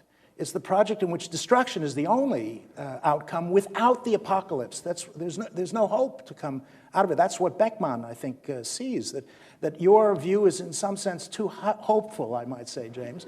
And if only it were true, millions of people wouldn't be dead. Okay, I need to stop and ask a quick question. Are you responding to James, or are you bring something new up? Okay, can you bring something new up after in turn? Sorry? Can you respond to James first and then? Well, yeah, I see these things, two things connected together inextricably. Okay, I find it difficult to try to isolate this from my point of view, and I have said that I see the sickness of Europe being the repetition of trying to rebuild Rome. This is cyclical in Europe. And if you deal with the word Catholic in the small c sense of it, and even in the large c sense of it, the proposal for transnationalism comes in the displacement or the replacement of Rome itself. And that never worked. It never worked for a moment. Rome, the empire split, the church split. It split again in 1500. The first 30 Years' War was absolute devastating. Yeah, I mean, as devastating probably as any war we've seen up until probably the destructions, and maybe in Japan, where whole cities were just absolutely decimated. They were just destroyed outright in the name of who was going to do this displacement. You know, we have another displacement. We have the displacement by the sacred, and the transfer of the church to the sacred. Transfer to of the Roman Empire to the sacred, almost invariably set this up. And the concept of Catholic in a small c and large c set this all up. And Europe just seems to go through it on a cyclical basis, and it may even go through it again. We may be witnessing it, the forces, from what Karun says, the same forces may be taking shape once more. Yeah, we was talking to Mark Jay last night. You were on the... So that was my point about joining the two together, that I don't think that you can isolate this. And this is part of the problem of like saying, well, the modernist period is something new for Europe. It wasn't something new for Europe. It was a repetition. And I think that there was a chance within some people's mind that it would be new in rejecting art. But art was just a small thing. It jumped from being a petty functionary to having its own statement. I can't see how you can allocate art itself as responsible in any way, shape, or form for this cycle. Okay, that was brief. That's good. Thank you. Annette, and then we have Ling, then we have Peter, and somebody else, and Jenny, and Robert, and Sarah. Okay. Well, yeah, okay. Please. So I'd be... Hold on. We got Annette first. So I'd be very brief for the audience to speak. I would like to... Just for the audience, if you could just, yeah. I don't know what's going on. I would like to propose a kind of paraphrase of Jay, going on with what James just said. We could say that we go from minor apocalypse to major apocalypse, and perhaps it could bring everybody together. And also, I think we should go from major illusions to major disillusions, and which was the term which was always used by artists. I think in German it is Zerinnerreist, and you find it all over the place. And to go on with Maria, which I think it's very, very important comment. The First World War was not a Western Front experiment. It was an Eastern Front experiment, and it's perhaps where the laboratory for the 30 war year was the most important. And I think it's not by accident that the Russians were so important before and during the war and during the revolution, but they were not the only one. And the Dada movement is not a European movement, it's a Romanian movement. All the inventors of Dadaism are Romanian, and they are Romanian, and they are Romanian Jews from Romania. And it's not by accident they are Jews, because they could not stay in Romania, and they had to go somewhere else. So we have to think of this major illusion and major disillusion in a totally European way, West and East. And if we want to understand what is going on and not just be stuck in Germany and in France, or where we don't understand anything. Thank you. So we have a lineup. Try and get through that. So Ling, I think you're up next. Yes. I just want to comment on what Professor Winter said about the plural loyalty to nation and science versus nation and art. And you have mentioned that, you know, this plural loyalty is slightly different between artists and scientists, in that scientists are more eager to shed, you know, their identity as internationalist once the fear of war is near. And I just want to make the very modest suggestion that perhaps the same delicacy and subtleness with the existence as both internationalist and nationalist also exist in the realm of art, and perhaps it's very visible in the realm of music. So, for example, we can see that as much as Wagner is, you know, is an epitome of emancipation of color, he is also, how do we put it? He's also reviving the great tradition of German music. He's trying to establish the uniqueness of German opera. And around the same time of Hector Berlioz, you also have Brahms, who goes to this extreme of abstract music by relying heavily on historicism. So he goes back to Bach and Beethoven, and he does a lot of German folklore stuff kind of to create the uniqueness of German music. And you see the same trend all over the place, the assertion of nationalist sentiment. So you see in Spain you have Enrique Granados, you have Grieg and Sibelius in Scandinavia, and you have Mussorgsky and the Fantastic Five in Russia. So I'm just curious about what exactly you think. Do you think about the reversion back to nationalist in the realm of music as opposed to scientists? Because I find that interesting. Well, it's a fascinating point, and one we might pick up in later forums, because it doesn't stop. It certainly isn't an issue that disappears. My fundamental point was we wear two shoes. We have more than one identity, and that I think the problem with the idea of nationalism versus internationalism is that they're made to be alternatives, whereas I think that they are complementary, that people have multiple identities. And in fact, you know, I would nuance what Annette said, is that the concept of nation isn't really unified anyway. I mean, the notion of being part of a multinational empire like the Austro-Hungarian Empire meant that you had multiple loyalties. You might even have loyalties to your city rather than loyalties to the nation. And after all, you know, Wagner lived a good deal of his life before Germany existed as an empire.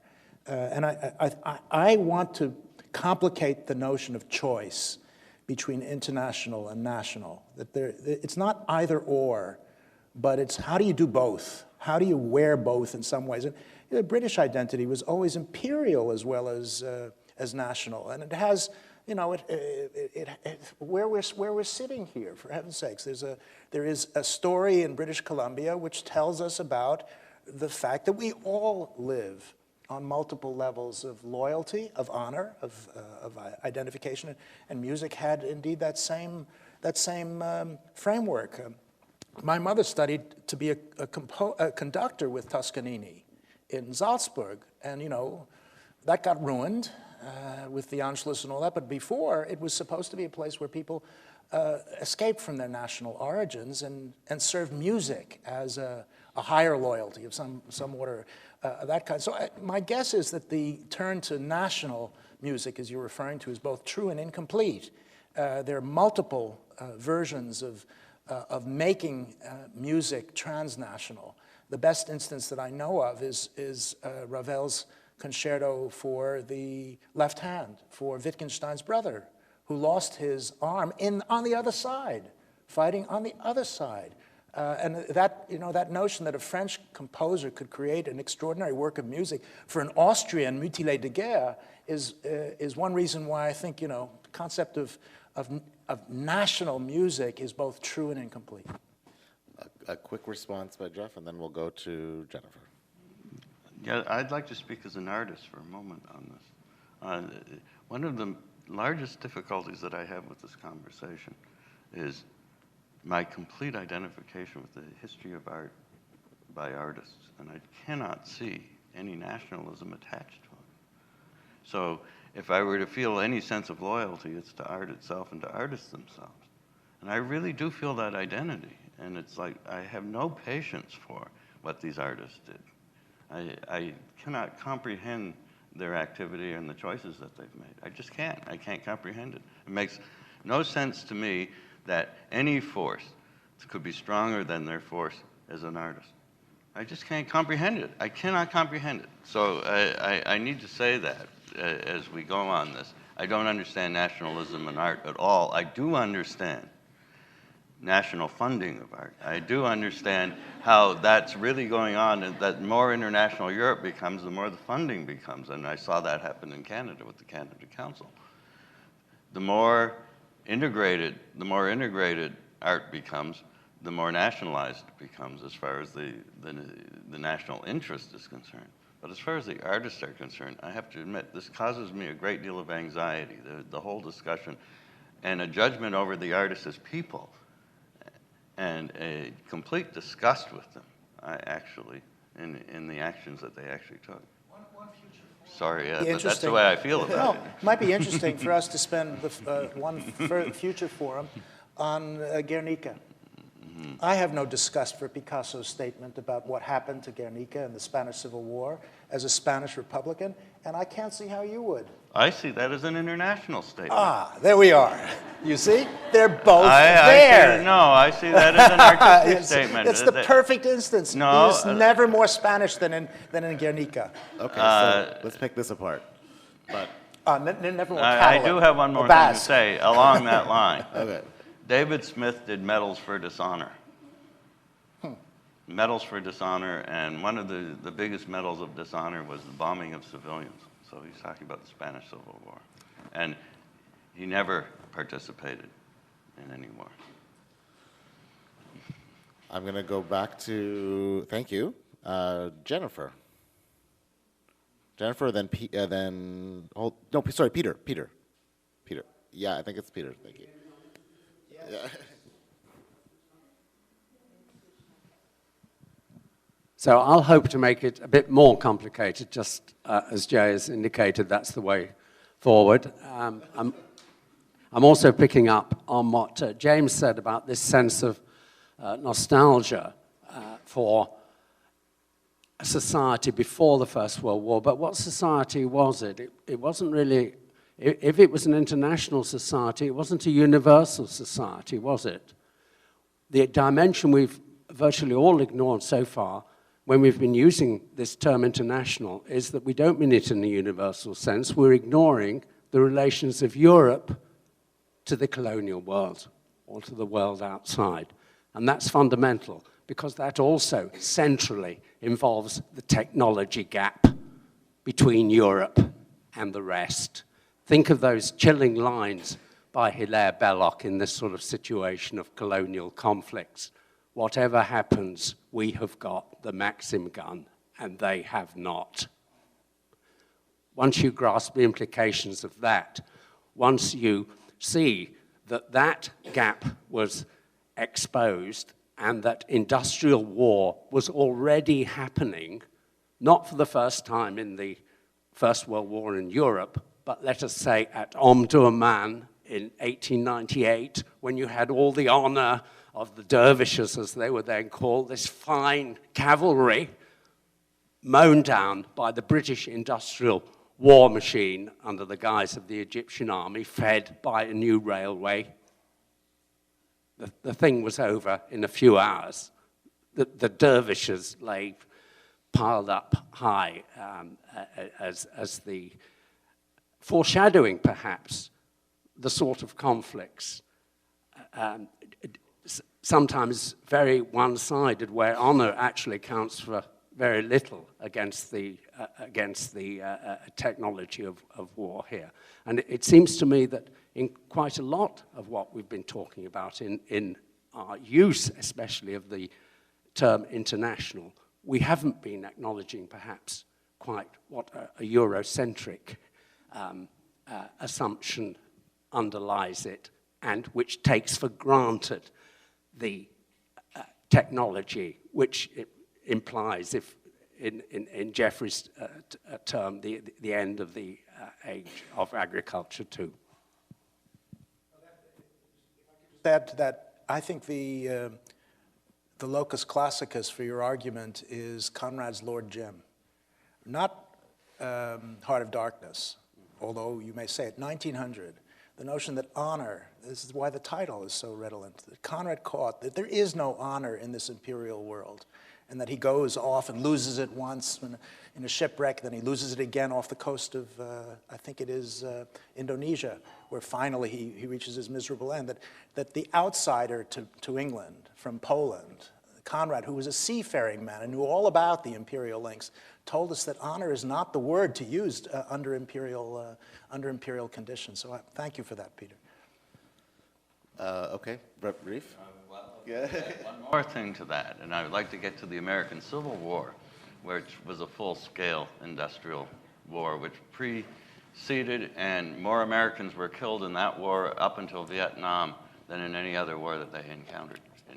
And that was on a full industrial basis, and using trains, and then the Gatling gun.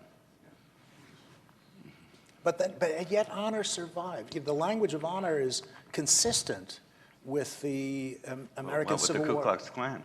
No, the honor of the North. I'm not talking about the honor of the South.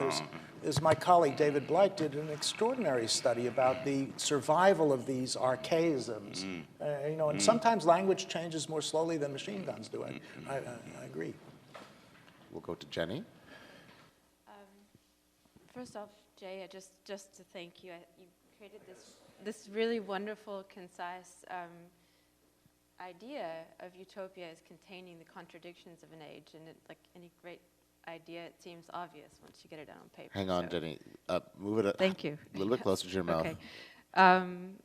Also, just to add, and to clarify for myself, wasn't the sort of premise of More's utopia in the beginning, it's a no man's land, yes, but didn't it rely on the annihilation of the indigenous peoples. Yeah, so that, in the European tradition at least, that is the underpinning of utopia. And also, James, sorry, I know this is a sort of incendiary suggestion, but the idea of war as a sort of performance. I am struck between, I guess, the difference between the sort of grand narrative of the war as the war to end all war is something we can understand, and my grandfather's experience as a doughboy. He wasn't an artist, he wasn't invested in any of these large theories. He just knew all he wanted to do was get home and never leave his little county that he'd come from. But I wonder to some extent if the narrative that we create of the war, or that artists contributed to an inability to understand it. I mean, is it that we don't understand it, or we think we don't understand it?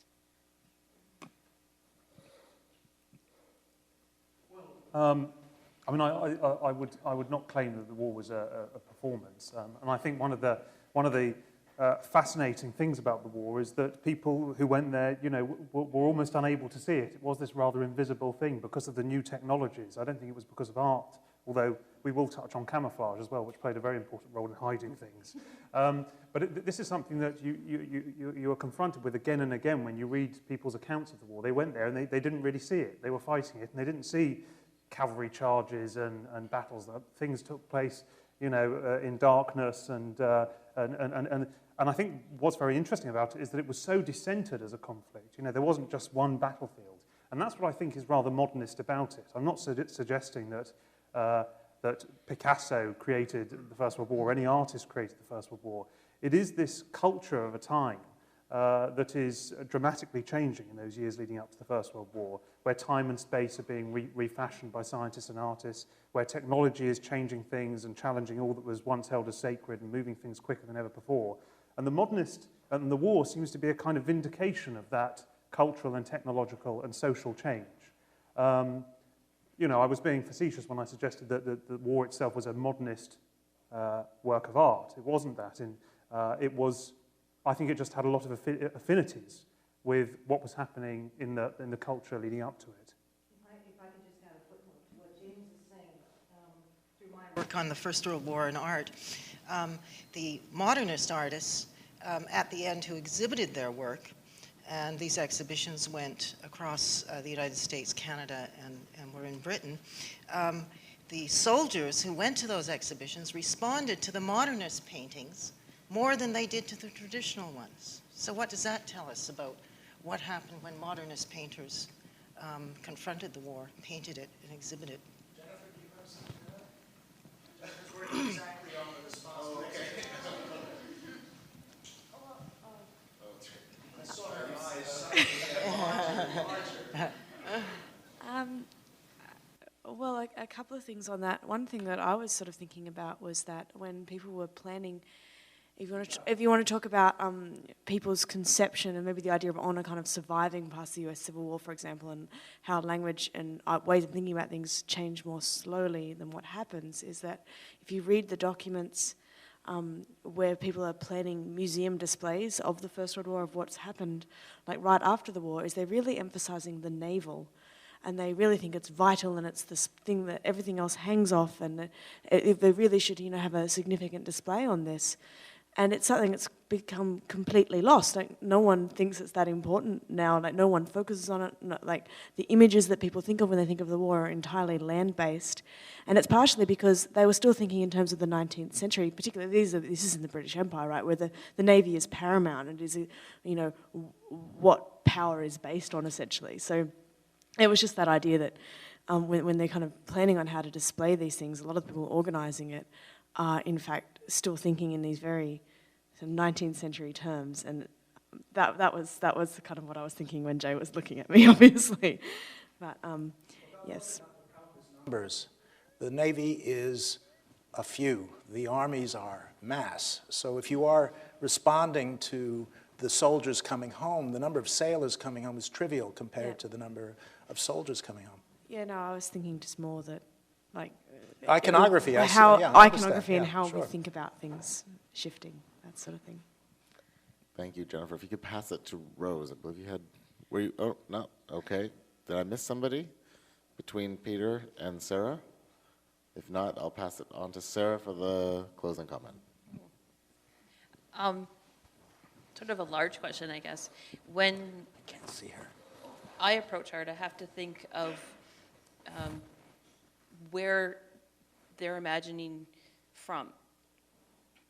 And I think that this point in history is important because something that hasn't been touched on a lot is the inclusion and the use of theosophy that a lot of these artists were using, and this new sense of religion or spirituality that they were including into their art and their thought. And I'm just curious as to how we're going to reconcile how and where they were imagining from when sort of that mindset is lost from that point of the theosophic. Morning. Tomorrow morning. Okay, but I found, Paper. and I figured out who I missed, and it wasn't Rose, it was Robert, because I only got the first 2 letters down. So, Robert, go ahead. I just have a quick comment for James. When you were making that facetious comment, I thought at the beginning of the war, and we're looking back looking back on the war, and we know how terrible it was. But at the beginning of the war, I don't think they thought it was going to be. No one thought it was going to be like that, and you see that with people who survived the war, like Otto Dix and his paintings of the battlefield. Later on, that it's, I in a way, I think some people jumped at the opportunity to go into something like that again. In Europe, it's an old battlefield. It's, there's so much history and romanticism, despite it being a very terrible thing, but a lot of those people hadn't grown up fighting wars, and it was just, it's very possible lots of artists and scientists and other people leapt at the opportunity, not realizing what they were leaping into. And with that, we'll give the readers and presenters and audience